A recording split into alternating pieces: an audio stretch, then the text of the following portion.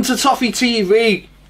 The World Cup is on in a few days and we're continuing the previews. It is Group D. It is Argentina, Iceland, Croatia and Nigeria. This has got to be the group of death, Baz. Group D for death. See what I did there? Yeah, looking at those teams. You see it, didn't you? Yeah, I mean those teams, very, very tricky. Very tricky group to call. On paper you look at it and go, should be Argentina and probably Croatia. Yeah. But Iceland, we've seen at the Euros what they can do, and Nigeria, you know, we've just seen them play England recently, and for quite first half they weren't very good, but second half they were, you know, they had a lot of chances and wasted chances really, wasted good counter attack. So, you know, it's you can make a case for most of the teams. You can, because there's not one complete team in this. No. You know, Argentina, they are unbelievable, you know, at one end of the park, and at the other end of the park they're absolutely terrible. You know, the goalkeeper got injured, the back four is just you can't they don't put a proper back four together. They're having to rely on Mascherano, and I mean he's experienced, and he's well, experienced is the right word. Well, he's 33 or 34 now, so he's experienced and can do the role, but this is the highest level, and Otamendi's probably their most recognisable centre back, and he's okay, but he's not brilliant. He's hit and miss, isn't he? You know, they've left Funes Mori at home. Barbecue season. It's a barbecue. I think defensively they aren't very good. No. You know, they obviously offensively they are. Midfield going forward, they've got like Di Maria, who's a fabulous footballer. Yeah. You know, and in the attacking areas, you know, they've got Messi and Dybala. Yeah. You know, so they've got players. Aguero. But that's the thing. The problem that they struggle for in the last few years, I think, is that they never really, because they've had so many good attacking players, they've never really set up to accommodate Messi properly. I don't think. No. I think more recently they've started to do that. I think people forget as well that the last World Cup, Messi was absolutely fantastic. Yeah. But because he didn't win it, the final, because he was, I don't know, probably worn out by the final, people sort of associate with him that he never sort of come to the party, but he really did. Yeah. You know, and I think it's all on his shoulders again. But they've got to let him play. And I think recently, you know, you've seen that he has. I think he scored a hat-trick a week or so ago, and it was only against Haiti. But I think he gets more. He's getting more and more chances now, and he's learned how to be a player who is an all-round good player. Do you know what I mean? Whereas, like, he's learning. He's like you know, look at Ronaldo. Ronaldo is now becoming a player that doesn't run up, leg it all around the pitch. He just uses his experience to be in the right place at the right time, like a proper striker. And I think you're starting to see that from Messi as well. He doesn't need to go on. You know, he doesn't even have to pick the ball up 30 yards from goal and take everyone on. He's such a good player. He's got so much experience that now he just knows where to be at the right place at the right time. I know he's always had that in his career, but what I mean is that he'll start doing more and more of that as he gets older. His game will become a little bit less and less and less, but you'll get probably just as much output. Yeah. And I think that's important for Argentina, that other players contribute, and obviously, you know, they've got the likes of Di Maria as well on the wing. You know, I say the abundance up front is unbelievable. The fact that they could leave out Icardi is just unbelievable. Unbelievable. But they need someone else though, this World Cup. They need someone else, because in the last few years too much has been placed on his shoulders, and other players like Higuain. How many chances is Higuain going to miss in big games? You know, he is the ultimate choker in big games. You know, the last time was the Copa America in America. You know, when he had about 3 really good chances, and then they end up getting beat on pens, I think, by Chile. And he needs someone just to take that little bit of weight off him. Because also then, because if someone does take the weight off him, then he's not going to be marked, you know, doubly marked. So he's gonna have a little bit more freedom. So if Argentina can get that right, I mean, listen, they've got to do a hell of a lot right, because, you know, you've seen couple of months ago when they played Spain. You know, Spain put 6 past them. That showed how bad they are at the back. You've got Ever Banega as well, who's a very good footballer in the field. So, but you're right. The key for them will be at the back. Can they get a unit that can defend, get a bit of organisation? You know, and that's really what they need to work on, because offensively they are very, very good. You know, and I think Messi, you know, one of the ultimate things in football this week that was, you know, bigger than football was he refused to play the game against Israel. And you know, he said we are human beings before we're footballers. And do you think he has to win the World Cup for people to say he's the greatest ever? It's not for me. No, not for me either.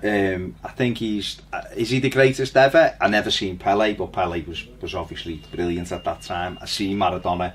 Maradona was incredible, and Messi's incredible. So I don't know how you can properly quantify who is the best. I think Maradona would still be able to do it in this day if he was around. I think he'd be able to do the way he played. I think he'd be able to do more in this day because of the pitches and because of the boots and because of the drug testing. But I think for a lot of people, he would have to win it before they would say he was at the very peak of his powers. Yeah. So I don't know. I think he's a fabulous footballer and has delivered year after year. Well, that's why I think he's the best, is because he has delivered year after year. He's delivered for 10, 11 years now, every single year. Don't forget Pele and Maradona and other great players, George Best and Dixie Dean.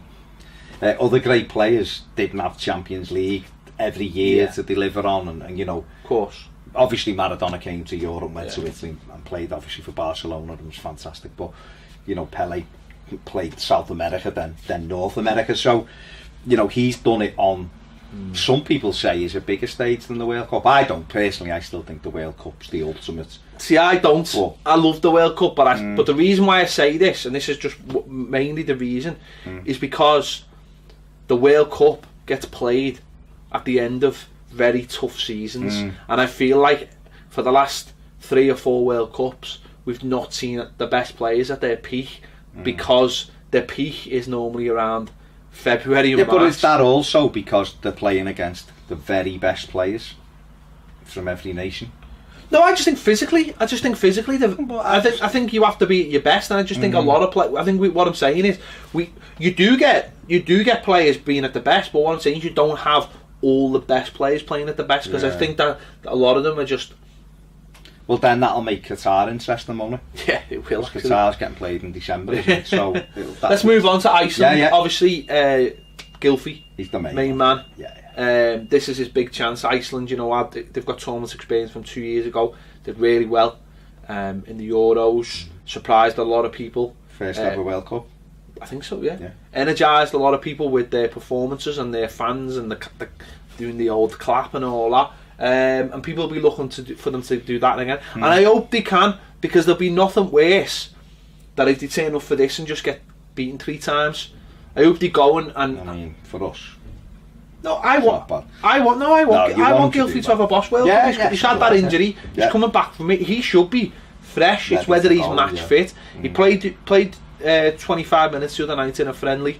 Scored against Norway, and I think that, you know, they'll have another game probably in between, and I want him to have a big World Cup. I want him to do well. I want him to come back from the World Cup. I always think that if a player gets a chance to play for his country, I know other people, or in the World Cup or in a tournament, I know other people like, I don't really want that, but you've got to think about for him. You've got to think about, like, if a player misses out on a tournament or whatever, how mentally what state that's going to leave him in. I want him to have a Boss World Cup, so he comes back and goes, well, you know what, because they'll know their expectations, they'll know their limitations. You know, they can get out of this group, which, you know what, it could happen. But if they can get out of this group, and they've all played well and all done as well as they can, and they've had those little individual moments, then he'll come back buzzing, as would, you know, any player. I mean, he's the one they're going to look to, isn't he? Obviously, they've got their Goodmanson, who's the kid who's had a very good season at Burnley, got a good left foot, quick. So he's another one. He might surprise a few, maybe, who you know, and take the pressure off Gylfi a little bit. opposition will be looking at. But these are a team now. They are a team. Let's get it right. They're a club side playing in a World Cup. They're all together. It's a small nation, really, really small nation. You know, great fans. They've got brilliant fans. They've got a good defensive unit. I'm not saying that they won't concede goals. I'm just saying what I'm saying is that's their strength. That's what they're good on set pieces. They're organised. You know, they beat England in the last Euros. A lot of people were surprised by that, but they deserved it on the night. And I think what's different about Gylfi when he plays, and actually this is why I'd like to see him play for Everton. He is a proper number 10 when he plays for these. He's just off the striker. He really is. They go, you're our best player. Everything's going to be around you. You get up there. Don't worry about this end of the pitch. You just get up there, and that's what he does. And I think that's where I'd like to see him play for Everton. It's where I wanted him to play from the start. You know, his peak years now. This is going to be his. This could be his one and only World Cup, but it'll certainly be the World Cup in his peak. With that golden generation of Icelandic players. So you know what? Let's hope they go there and have a real go and make, you know. I'm sure they will. I'm sure they will. And like you say, you want him to have a good World Cup so that it kicks on to his club form as well. Croatia always got good footballers. I've got two of the best centre midfielders in the world. You know, one at Barcelona, one at Real Madrid. But they can just never quite put it together, can they? When you look at Croatia, look at their players. They should be an outside. They should be semi-finalists. Dark horse. They're always a dark horse. But they should be. No. Because look at the players they've got. You know, you just mentioned Modric and Rakitic in midfield. Perisic. Fantastic. Perisic. Out wide. He's pacey. Great left foot. Mandzukic. Up front, I know, you know, he's a bit hit and miss, but he's experienced. He's played at some big clubs. They've got Kalinic, who's knows where the net is. Yeah. You know, so they've got and then, you know what, defensively they're all right. They've got Lovren, alright, he's not brilliant, but he's alright. They've got what's his name, he's played for Man City, Choluka. He's getting on a bit, but he's a good experienced defender. I think what they miss is, I mean, I watched them the other day when he played against Brazil. They were terrific in possession. They just lack a bit of pace, and they lack a player off. You know, up front, who's a runner. That's what they lack. They're really good. They're technical, but there's no pace. You know, that really. I mean, we've got Vlasic, and when you watch Vlasic, you can he's like the prototype Croatian player. Nice, neat, tidy, but they just don't produce players with that zip. And I think that's the problem. They've got players to open the door. They just haven't got players to take advantage of that. He's always been like that though, and even back to having like Davos Suka, who was absolutely brilliant. Oh, it's chip. But he had no pace. No. But he was But they just, I don't think they've got anyone up front who's anywhere near as good as that. And they just, see what, on the ball, they're great, but they craft. Everything has to be crafted. Everything has to be pass, trying to open that door. And I think where teams will expose them is that if they nick the ball, they'll be able to break on them really, really quickly. That's what Brazil tried to do. They nicked the ball in midfield and then broke on them quickly. And I think with the lack of pace at the back, I think that might catch them out. So you might have to sit deep, but then how did he get up the pitch? Exactly. That's the problem, isn't it, for them? But technically and on paper, they've got some fantastic footballers, good big names. If they had one of their centre forwards that they left out, they'd be amazing. If play for them, they'd be absolutely. They're just, I don't know. They're just lacking that one, that real one, and whether it be a centre forward or a real winger. I mean, even look at Perisic. You know, he's a winger, but he's not lightning winger. He's more of a, you know, he's a strong runner, but he's getting older, isn't he?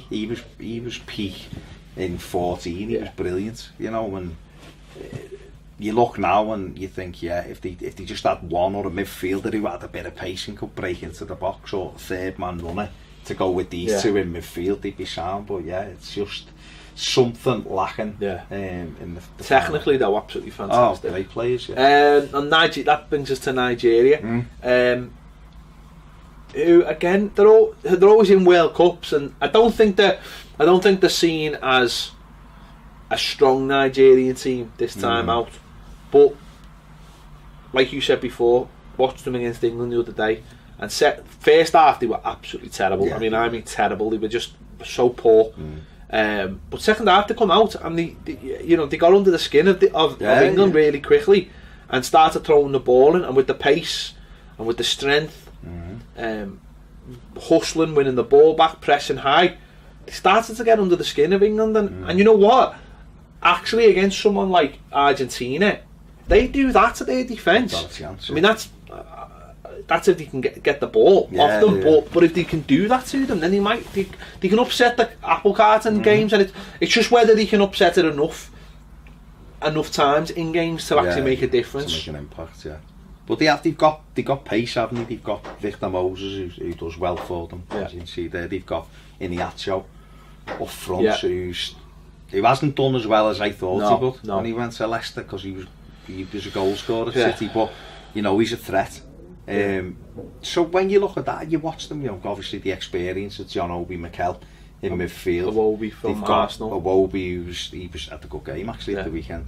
So there's players there who are dangerous for them, and can cause these teams problems. And like you say, if you're pushing high up against the likes of against the likes of Argentina, or even against Croatia, because they're worried about their pace at the back, Nigeria can cause them problems. What I like about this group is they're all dead different, the teams. They've all got different styles. They've all got real different styles. It's a real World Cup. It is. It's a real like an old school World Cup group where you did get different ways of playing. I mean, Nigeria have also got a Gallo, who people will remember from his spell at Watford when he had that hot streak of scored against us. Probably 28 goals in the season or something. I remember having a discussion with Robbie from Arsenal Fan TV about who you'd rather have, Lukaku or Ighalo, and he was like, oh, definitely Ighalo, he's great. I was like, yeah, is he? But he's pacey and strong, and and he went to China for the moolah, didn't he? So with that kind of curtailed his career in Europe, but he's another outball for them, and another strength which him and Iniacho are both pacey, so he can put teams under pressure. Yeah, sorry, I was just looking at the fixtures, and it's just disappeared on me.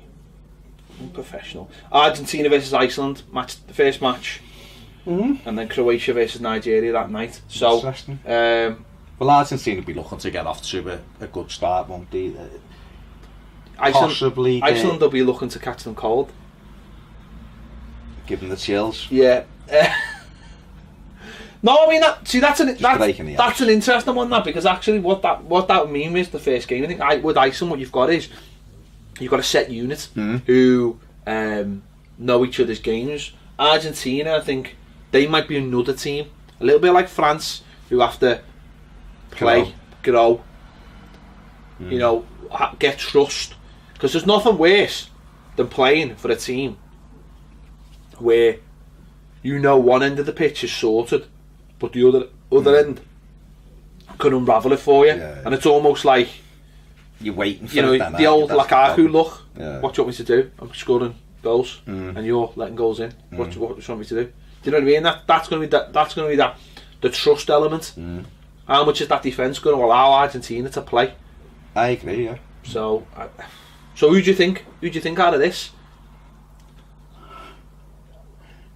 I'm just going to go with the basics. Yeah. I'm going to say Argentina and Croatia. Okay.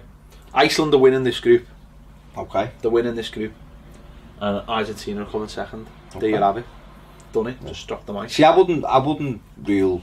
The thing is, it's the group where you wouldn't rule anyone out. I wouldn't. Iceland, if they're as strong as they were at the Euros, team-wise, I mean, concentration levels, they could quite quickly. I reckon they'll win one game and win and draw two and win the group. They could do, because it is a tight group, and it's how much teams are prepared to actually go for it early on. These two might feel each other out and end up with a 1-1 or a 0-0, whatever, and then it's I think whatever happens, I think Argentina will scrape through. Do you? Yeah, whatever happens, I think they'll scrape through. I think they'll get out the group. Not saying that means they won't have a good World Cup, but I do think they'll just scrape through. Start. They'll probably win all 3 games by 18-0, but just trying to mix it up. Who do you think? Let us know your thoughts on this group. And who do you think's going to start? Battle of the Tens, isn't it? Let's be honest. I mean, there's not, in terms of talent, there's not much between them. And Gylfi arguably's got better hair. Oh, yeah, he's got better hair. Not arguably. Montes Messi's is a 10 as well. Yeah, he might be a number 10, but it's the battle of these number 10s. Them too. Yeah. Montes hasn't got as good a hair as them. No, it's a mess. Yeah. It's a mess. Good player though. Good player. Let us know your thoughts in the comments. Thanks for watching Toffee TV. Make sure to check out all the other World Cup previews. We'll see you later.